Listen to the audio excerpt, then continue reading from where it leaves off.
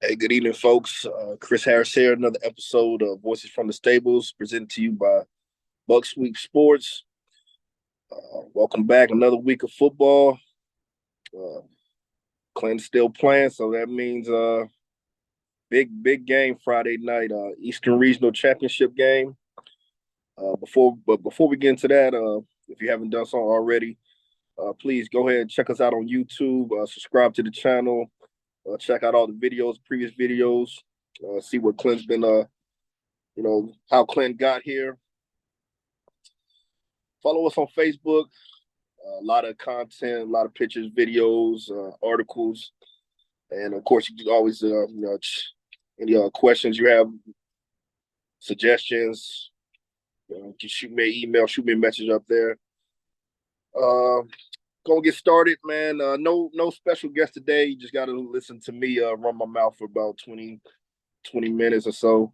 But we'll be talking about just a quick recap of last Friday night's win over North Nash Central, and kind of a little talk about our opponent coming up for this Friday, Northeastern.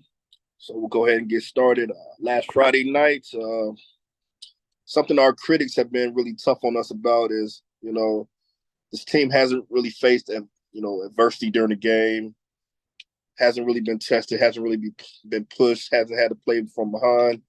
Well, all that stuff went down on Friday night, and a lot of questions got answered. So we'll just go ahead and dive into it. Nash Central came to the ball game, and they I got to take my hats off to them. That's a tough football team. My guys Sean and Daryl from the Grit and Grind, they talked about those running backs, and I mean everything they said about those running backs was true. But game started off in typical fashion, man. Clint got a quick 3-and-out, got the ball back. A couple plays later, scored a touchdown. We're up, and you're thinking as a Clint fan, this is the same script we've seen all year. He said Nash Central, they punched back, and they punched back hard. Uh, Number 19, man, for them, James Rogers, man, that kid is the real deal. I mean, if he gets outside and he turns that corner, go ahead and put the 6 on the board because no one's catching him, man. That kid is a player. Nash Central came back in a hard way. At one point in time, held a 26-14 lead over Clinton. And one of the things that I've talked about, and I didn't want to mention because during the podcast, because I didn't want to have the announcers jinx, was the fact that up to this point, Clinton has not trailed in a single game this season. And I was listening to the broadcast with Jonathan Griffin and Coach Sowell, and I heard Coach Sowell, mention it before the game, and I'm just like, oh man, announcers jinx. And sure enough, for the first time this season, Clinton went behind, and not just went behind, but we were down 2 touchdowns right there early in the second quarter, and it's crazy the difference a week makes. A week before that, 7 minutes in the second quarter, we're pulling our starters, up 35-40, 35-0. This week, 8 minutes into the second quarter, we're down 26-14, and I mean, it seemed like things are really headed in the wrong direction. If you're a Clinton fan, you were kind of nervous, man. I definitely had sweaty hands at that point in time. But like a prize fighter, man, Clinton stepped up and bounced back in a serious way. And it all started with young man Jeffrey Jacobs. Remember that name, Jeffrey Jacobs. The kickoff after we went down 26-14, Jeffrey had a huge kickoff return, return to past the half field mark. A couple plays later, we're scoring. All right, cool. Getting back into the game, crawling our way back. The ensuing kickoff, and I'm pretty sure it was Jeffrey again. One of the Nash Central players had called for a fair catch, but another player caught the ball. So it's fair game. It's kind of hard to tell on film, but I'm pretty sure that was Jeffrey that delivered the hit to force the fumble. Clinton recovers the ball. Brand new life, man. And that's like back to back, huge plays by him. So Clint goes down. Tough drive, really controversial fourth down play that I know some of the Nash Central fans are kind of questioning. Really close play on the fourth down that Darren Blackwell connected with your carry on Keenan. Really close pass. He was able to scoop it, keep it off the ground. Some of the Nash Central, faithful believe he didn't catch it. Who are we to decide what? I mean, on film, it looked like a good catch to me, and I'm not even being biased at that point. Couple plays later, Clint scores, takes the lead by one, holds that lead going into the halftime locker room. First play of the second half. Once again, that same name, Jeffrey Jacobs, 90-yard kickoff return for touchdown. And after that, I mean, it was pretty much Quinn's game from that point forward. But I mean, just the plays that young man was making, I mean, changed the whole momentum of the game. And everyone else stepped up. It was a total team effort. But I mean, Jeffrey really, he's a senior. He really spurred that lead. He really, big play ability really, swung the momentum of the game. Like I said, he's a senior. He didn't want to see his career end, last Friday night. So I mean, the young man stepped up, made some huge plays. After going down 26-14, Clinton outscored Nash Central 41-6 the rest of the game. If that doesn't answer all the questions, if you were a doubter, if you say, "Well, I don't know how this team will respond," being down.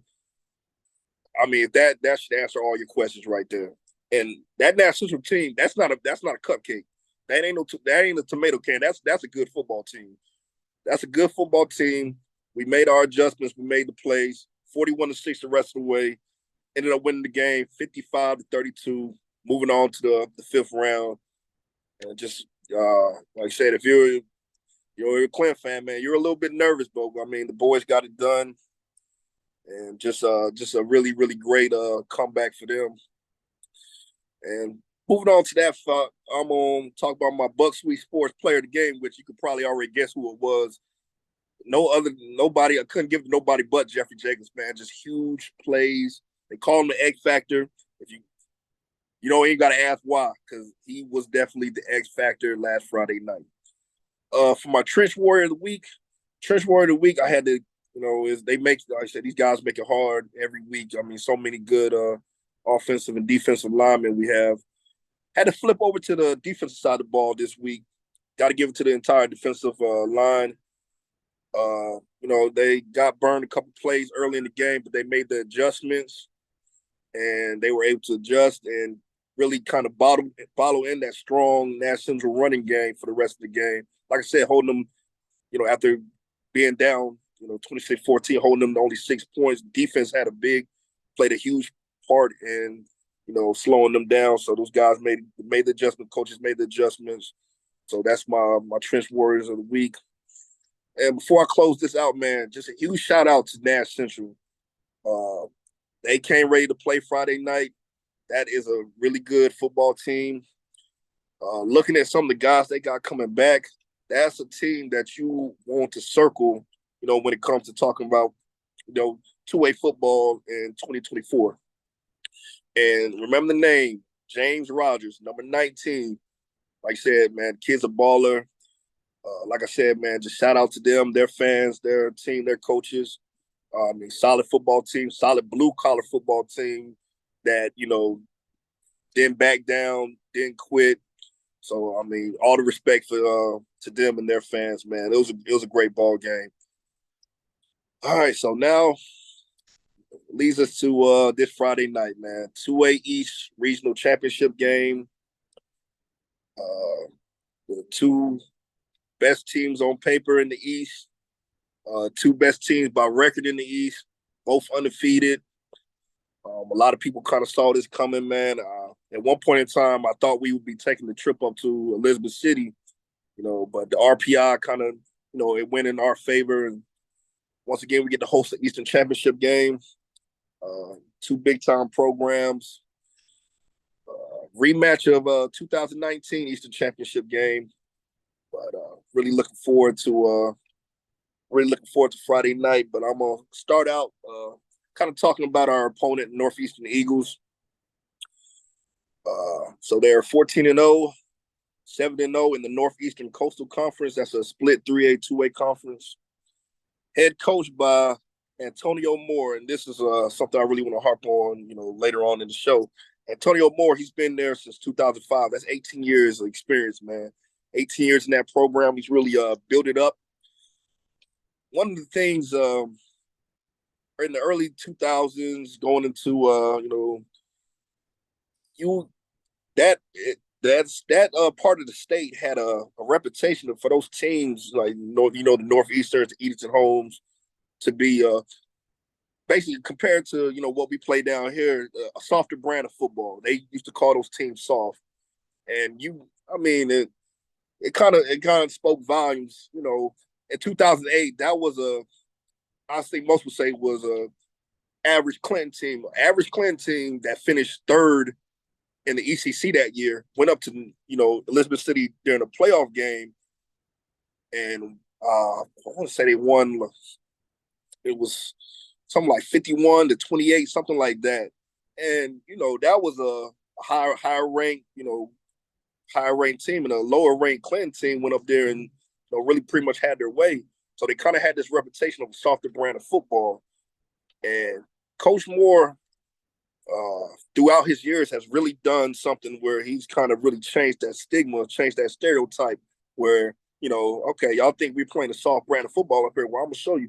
And those guys, he's had some really, really outstanding teams. That 2019 team was anything but soft, man. That was probably one of the most toughest, most stout defenses I've ever gotten to see in person, So he's really changed that brand and, really built that Northeastern team, that Northeastern program up to what it is today. And, he's a highly respected coach, highly respected program. They're in it every year. One of the things I really want to harp on is, a lot of people weren't talking about them earlier in the season, but I'm saying, man, anytime as long as you got Antonio Moore coaching on that sideline, they're going to be in it. And if you look at their playoff, their postseason records over the last couple of years, man, if your name ain't Wallace Rose Hill or Reedsville, ain't nobody else beat them. So that's just something. They really, he's done an outstanding job. Like I said, 18 years in, hit his 200th win milestone earlier this season. Currently sits at 205 wins to 51 losses. That's outstanding. That speaks volumes right there. In those 18 years, 15 conference championships. Once again, just big time numbers, and that goes along with 3 regional titles: 2010, 2018, 2019. Like I said, man, it was one of those years, man. They were just, literally minutes away from a state championship. Unfortunately, Reedsville was able to pull that out. But he said, this is tough. Very tough football team we're playing Friday night. Very esteemed program, great coaches. So it's gonna be a tough one. All right, looking at our common opponents. We do share 2 common opponents, Princeton and Whiteville. Both teams, the Northeastern, played in the playoffs here. Princeton, they beat them 62-53. Whiteville last week, 17-14. So just 2 common opponents. I don't like to judge a football game based off of common opponents. I know some people use it, as kind of as a marker, but I'm not really gonna harp too much on that. A couple players to watch now. And I'll say this: this will be the most. This gonna be the best offense that we face this season.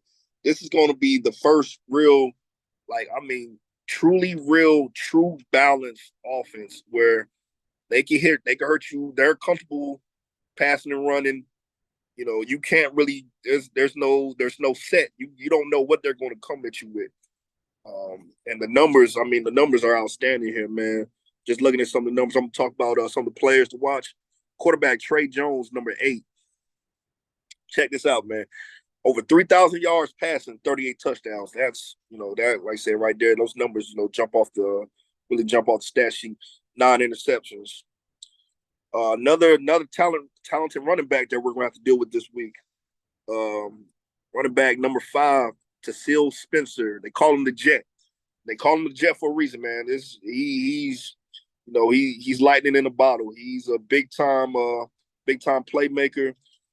2,491 yards. So I mean, that right there just speaks volumes. 33 touchdowns. Big time playmaker. Somebody that we're really going to have to kind of him in. Big play wide receivers. Taquan Harney, number 2, over 900 yards receiving, and he's missed a couple games, I noticed. So that, I mean, he's really easily over 1,000-yard receiver, 14 touchdowns. He's going to be one to really have to key in on.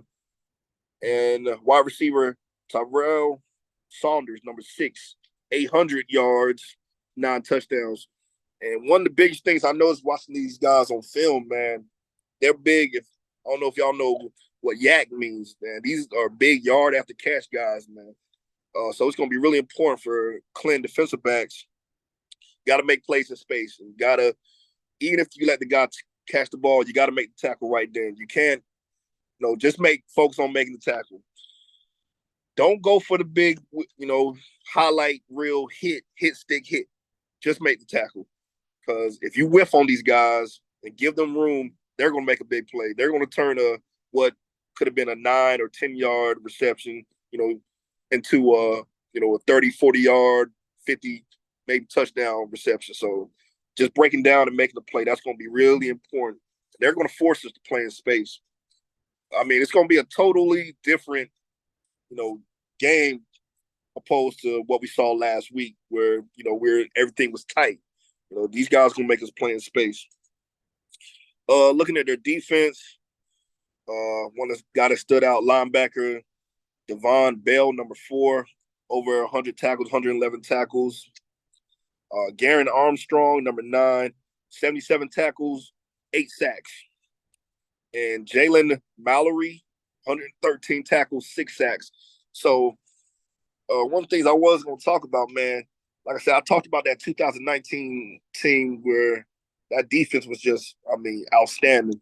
And one of the things that really stood out about that defense in 2019 was the size. Those guys were huge. They had 2 ends, Freshwater, and can't remember the other guy's name, man. Number 2, I believe he ended up going to Old Dominion or something like that.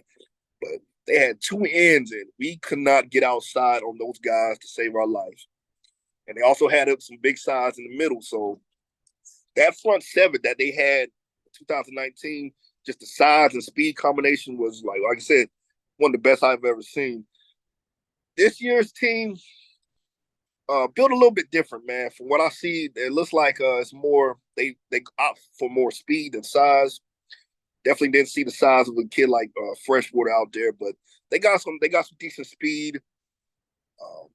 But yeah, just the differences between 2019 and here in 2023. I feel like I said once again, like I said, this is gonna be the best offense that we've seen this year. Like I said, they live off the big play. They're explosive. They're gonna come at you with the run. They're gonna come at you with the pass. The quarterback's dual threat. So our defense is really gonna have to be,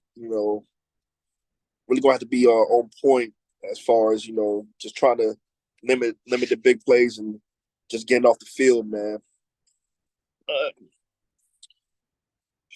So now we're gonna move to Clinton, man. Clinton, I said last week, like I said, we had our issues, but like I said, we had our bounce back. We believe we updated our stats, so I'm not gonna really run through this, our players' stats with y'all yet. Let me check to see if they updated them. 1 second.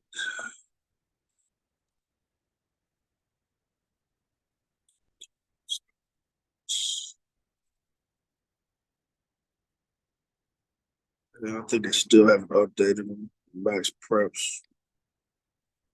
Yeah, they still haven't updated yet. Like I said, we know our guys to watch. I mean, Darian was a little bit off throwing the ball last week, but he was able to make some plays with his legs. He's going to be huge for us this Friday night, man. He's sitting there right there on the cusp of 2,000 yards. Josiah Robinson had a big game for us last week. He's going to be really huge. Morris Williams, of course. Jadarian Keenan, as far as our receiving goes, Landon as our receivers goes. You guys going to have to make plays. One thing like I said, if I had to pick out a weakness for this Northeastern team, it would definitely have to be defensively. Defensively throughout the year, they've given up a lot of points. Looked at, like I said, some of their previous games. You think about that Princeton team. Now, we all know, that wasn't your typical Princeton team that we've seen over the last 2-3 years. And just one thing that stood out to me on film is they had a hard time really handling that Princeton single wing, that running game. Basically, like I said, it seemed like it's more of a speed thing on defensive side. So I feel like our offensive line could get a good push and control that line of scrimmage, and we could break off some big runs, man, and really put a lot of pressure on their defense.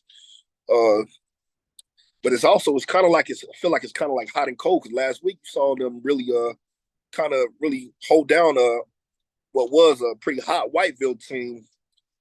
So like I said, it's interesting to see what the chess match is going to be as far as the game plans go between the two coaches.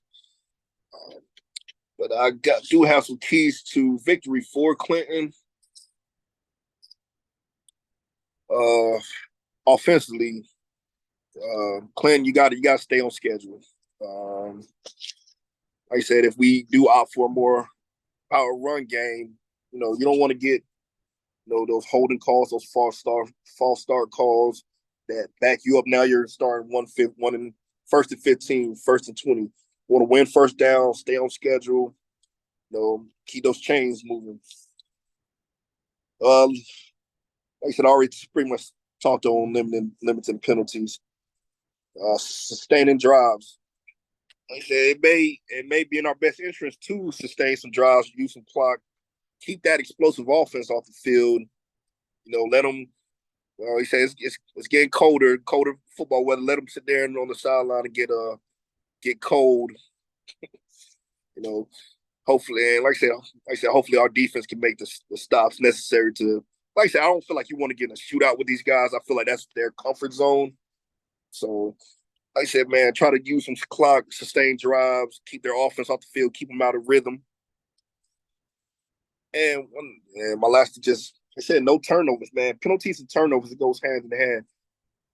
Ball games like this, you're going against a good football team. They're 14-0 for a reason. They don't need help.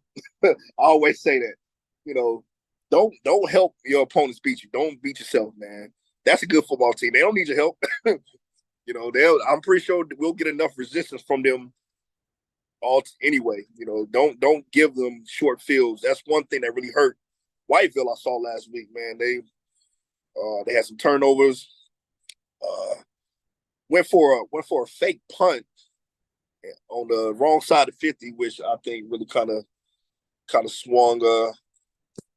Gifted Northeastern gifted them a field goal, which ultimately, they win by 3 points. That was a big difference in the ball game right there.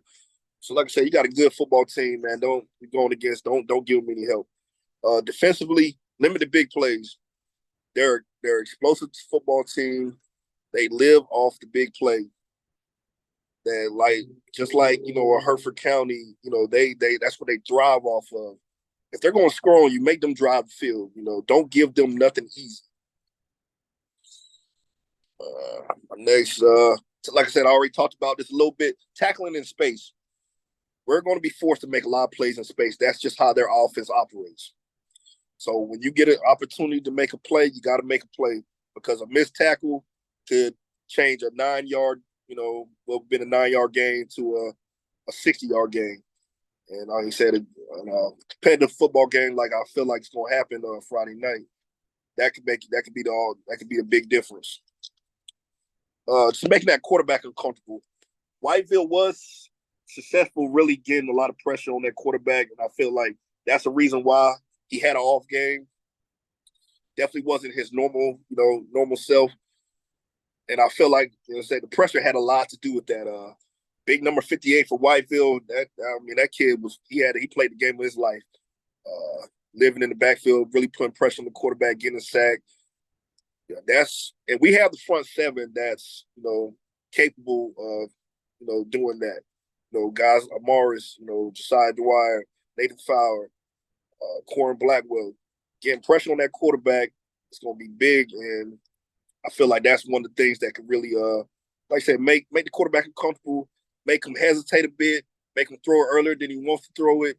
That's going to be a big part of slowing them down. And that's just getting off the field, getting off the field on third down. That's going to be big. Like I said, man, you don't want them. You want to get that offense off the field. That's their strength. If you can stop that, I feel like we get a couple stops. Confidence starts, rising on our side. Doubt starts rising on theirs, and that's ultimately going to be one of the biggest keys to winning this football game. But that's pretty much all I got, man. I'm not going to give you guys a score prediction. I just want a clean victory. I don't care if it's 1 point or if it's 40 points. Seeing Clinton move on to a state championship, that's all. That's the only thing I'm hoping for Friday night. And like I said, I'm feeling like it's going to be a great ball game. Go out there and support these kids, man. I saw the stands last week, and I couldn't be more proud, man. You guys really showed up and showed out. One of the things, get there early. Get there early, because I got a picture of the line outside waiting to get in. And man, a lot of people probably missed the first quarter of that football game last week. Try to get there early. I believe they're opening the gates a little bit earlier. Unfortunately, they only have one metal detector. Everyone's got to go through it. So I believe they're opening up the gates at 5 o'clock. So yeah, if you're going to the game, man, it's going to be a good one. Get there early. Safe travel for all the people coming from Elizabeth City, coming to the football game. It's going to be a great game, man. Go out there and support these kids, because just one of the things that you got to think about for these seniors, win or lose, Friday night is going to be the last time they play on that field. And that's going to be emotional. That's going to be really emotional. So you got a senior out there, man, please go out there and support you guys. Seniors, man, that's just a big message to me, to the seniors. Like Friday night, man, win or lose, that's it in Dark Horse Stadium. 4 years of memories, right there. Leave it on the field, leave it all on the field. You guys got this. I believe, I'm confident in you guys. I've been saying it all year. This is a special football team. This is a special football team. This is a team that we'll be talking about, from years from now. This is a moment that you seniors, man, you guys will remember this, for the rest of your lives. So like I said, leave it all out there on the field. You guys got this, man. I really ain't got too much else to say, man. Just really looking forward to the game. Really appreciate all the support that the page has been receiving. Please continue to support. Like I said, man, I'm doing this for the program. Like I said, always love playing football. Always will. All my alumni, all my former players. Shout out to y'all. Really, seeing everyone enjoy it. Love seeing the families enjoy the stuff. So yeah, definitely please continue to support the page. Definitely looking forward to the game Friday night, man. Hope everyone enjoys it. If you can't make it to the game Friday, the next best place to be, man, download that Mixler app on your phones, tablet, computer, whatever. Follow Oldies 1170. Check out Jonathan Griffin and Coach Jeff Sabo. Do the play-by-play. Those guys do a great job. You have NFHS Network. They will be streaming the game. They got it streamed, video and audio together. So, like I said, just like watching your favorite football team play on Saturday and Sunday. Like I said, those guys do an outstanding job. Like I said, man, it's yeah, I'm ready. I'm anxious, ready to see the game, man. It's gonna be a great game. So, like I said, no matter who wins this game, the 2A East will be well represented next week at NC State University. Also, if you don't know, 2A State Championship will be next week at NC State, Carter Finley Stadium, 3 o'clock. So whoever wins the game, whether you're a Northeastern fan or a Clinton fan, that's what we're looking at, and we will be playing the winner of Shelby versus Reedsville. So, like I said, whether it's Northeastern or Clinton, man, the East will be well represented. So, good luck to everyone Friday night. Once again, thanks everyone for listening. Signing off, man, and one more thing to say, man. I always gotta say it. Go Dark Horses.